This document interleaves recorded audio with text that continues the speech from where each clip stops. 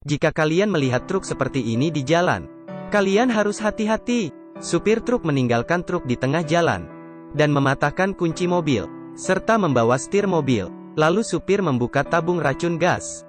Dalam beberapa detik saja, racun pun mulai menyebar ke seluruh bagian kota. Semua orang masih belum tahu apa yang terjadi. Ada orang yang masih berfoto. Namun seketika semua orang pun berlarian. Kota yang sudah kosong diselimuti oleh racun gas. Seorang yang kerancunan masuk ke kafe. Dia pun terjatuh dan mengeluarkan busa putih. Orang yang di dalam minimarket melihat orang luar yang meminta bantu dan tidak berani buka pintu. Hanya bisa melihat mereka keracunan.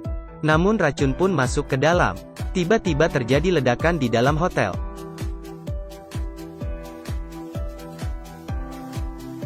Yongnam yang membawa keluarga keluar dari hotel dan melihat semua orang lagi berlarian. Yongnam lihat racun yang semakin dekat.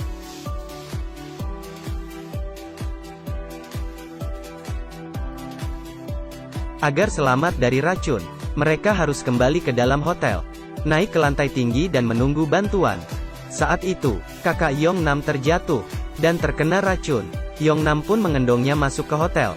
Muka kakak Yongnam menjadi merah dan sesak napas. Ijo datang membawa lap dan kain dan membuat tandu sederhana. Melihat gas yang sudah menyelimuti semua jalan, Yongnam meminta semua orang naik ke lantai atas. Semua orang pun berlari ke atas. Saat mereka sampai di pintu keluar, pintu tertutup. Namun manajer hotel lupa membawa kunci. Bagaimana? Tidak mungkin turun ke bawah. Melihat kakak yang sesak napas, Yongnam tidak bisa tinggal diam. Meraka ke sebuah jendela kaca. Yongnam pun berniat memanjat ke atas atap dan membuka pintu dari luar. Dia mulai memecahkan jendela.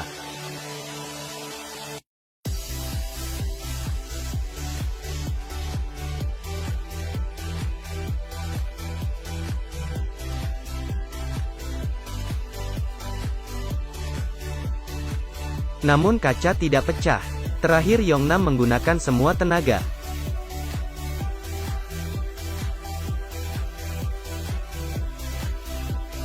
dan berhasil memecahkan kaca. Dia melihat keluar bangunan di sekitar, lalu mengikat badan dengan tali dan memakai sepatu olahraga. Walaupun bapaknya melarangnya, Yongnam tetap berniat untuk lompat.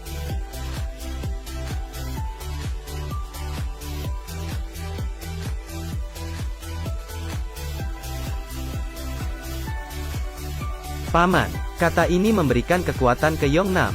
Dia pun berhasil naik ke atas. Saat itu juga Ijo ambil barang dan melemparnya ke Yongnam. Saat Yongnam membukanya, ada kail dan 3 kotak kapur di dalamnya. Yongnam segera menghancurkan kapur dan mengikat serbuk kapur ke badan. Dia pun bersiap-siap memanjat ke atas. Yongnam mengikat talinya, lalu mengambil sebatang kayu. Kemudian dia melompat. Beruntungnya dia berhasil. Yongnam memanjat ke atas terus. Setelah mengikat tali, lalu memanjat ke sisi lain. Namun tiba-tiba, tali tidak cukup panjang. Tapi Yongnam tidak bisa balik lagi. Demi Ijo, demi keamanan keluarganya, Yongnam pun memutuskan talinya dan terus memanjat ke atas. Di saat-saat ini, jika ada sedikit kesalahan, tapi Yongnam bisa memanjat dengan baik dan sangat cepat. Namun ada tantangan lain yang harus dia hadapi. Dia harus melewati patung di atas agar bisa mencapai atap hotel. Yongnam pernah menghadapi tantangan ini. Saat itu dia gagal. Namun tidak apa-apa, tetapi jika gagal kali ini, maka akan mati.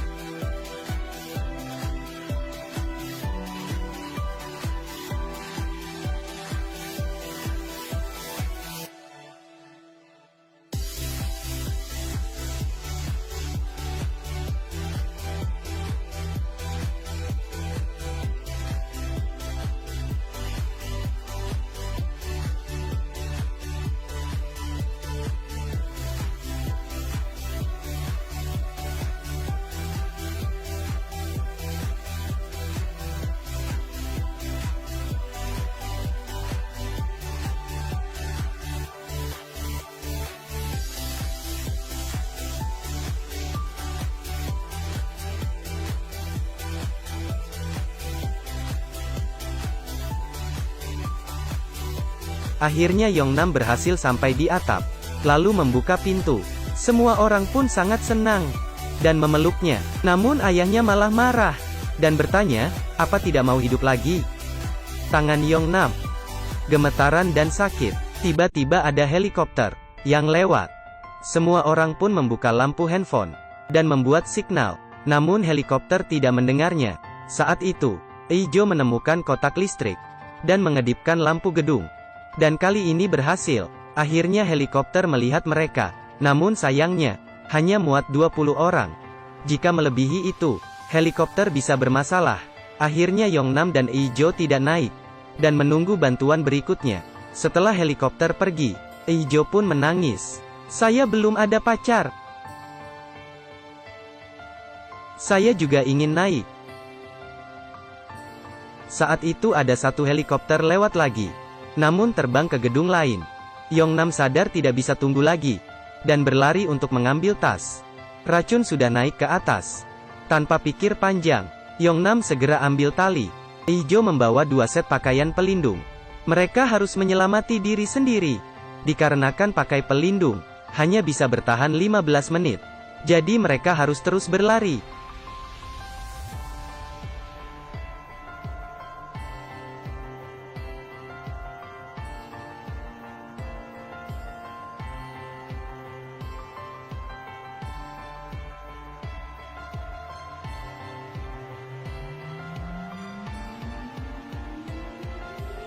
Akhirnya mereka berhasil sampai ke atap. Namun atap juga sudah penuh dengan racun. Waktu baju pelindung hanya tersisa 5 menit. Yongnam ganti filter baru dan lari sendirian. Baju pelindung Ijo sudah hampir habis waktu. Dia hanya bisa menggunakan tangan untuk panjat ke atap yang lebih tinggi.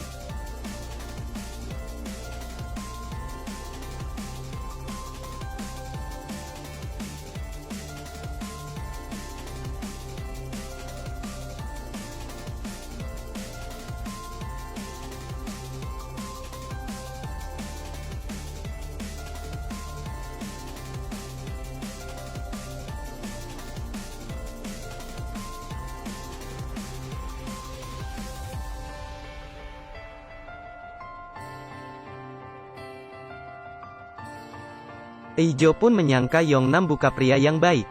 Saat itu Yongnam naik dengan tangga. Rupanya dia lari ke bawah demi mendapatkan filter baru untuk Ijo.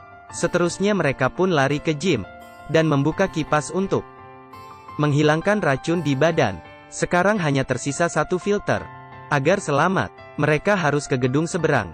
Tapi jarak yang jauh ini, bagaimana mereka ke sana? Akhirnya Yongnam melempar barbel.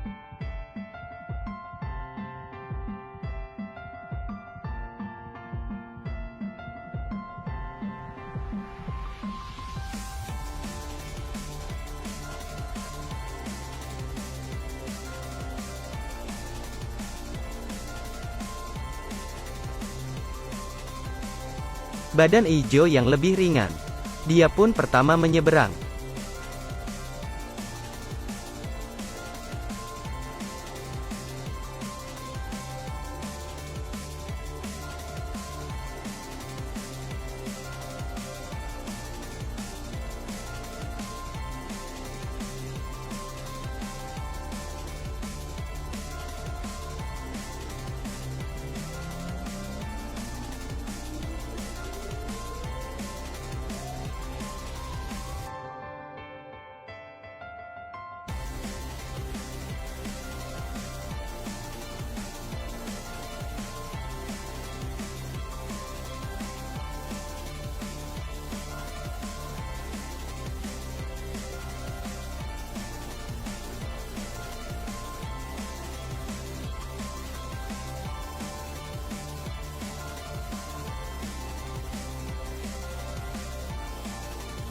Giliran Yongnam, racun sudah naik ke atas.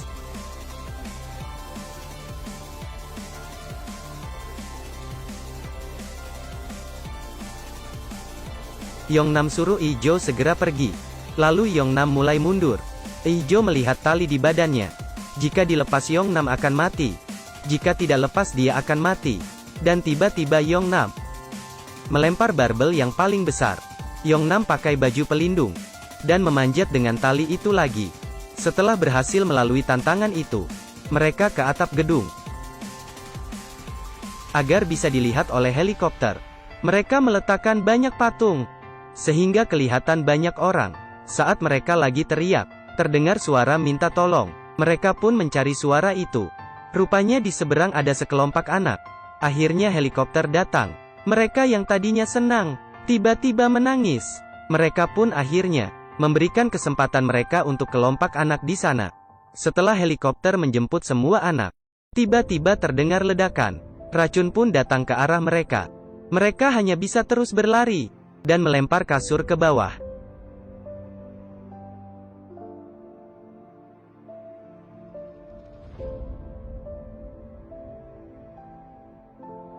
Akhirnya ada drone yang melihat mereka. Semangat mereka untuk menyelamatkan diri akhirnya ditayangkan di internet. Mereka pun menjadi tontonan semua orang Korea. Semakin banyak orang yang memberikan semangat. Hal ini membuat orang-orang terharu.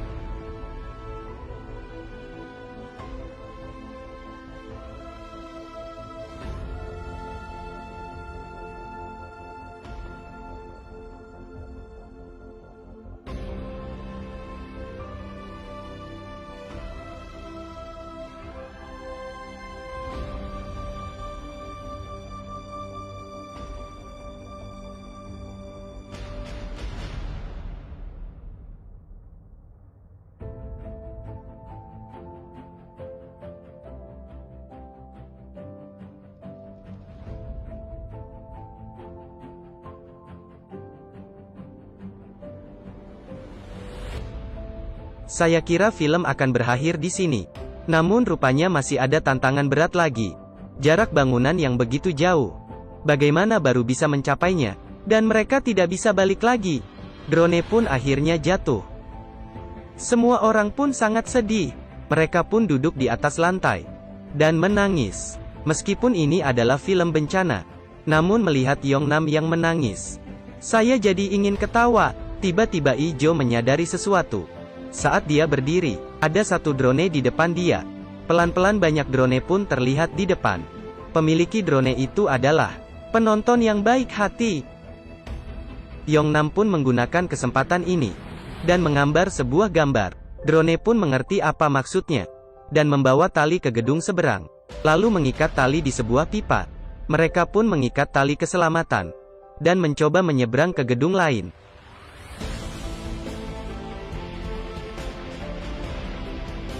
Namun mereka tersangkut di tengah.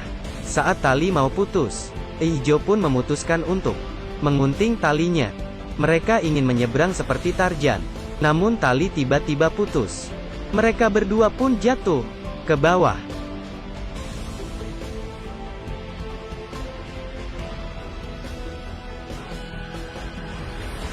Setelah beberapa jam, helikopter datang dan tidak kelihatan orang. Tapi tiba-tiba melihat kembang api di Tower Crane. Akhirnya mereka selamat. Yongnam akhirnya kembali ke keluarganya. Yongnam pun mengembalikan kail ke Ijo. Ijo pun malu dan berkata, "Ini terlalu berat, lain kali kasih saya yang lebih ringan." Yongnam pun bingung, ini berat, ringan kok. Sebenarnya yang membuat racun itu adalah profesor di salah satu universitas. Karena hasil penelitiannya dicuri, itu sebabnya dia melakukan hal yang gila. Akhirnya hujan pun turun, racun pun menghilang. Sebenarnya ini adalah film bencana. Namun menurut saya, ini merupakan film yang banyak adegan lucu. Moral cerita ini adalah, setiap kehidupan akan ada kesulitan. Jika itu adalah Anda menghadapi racun ini, berapa lama Anda bisa bertahan?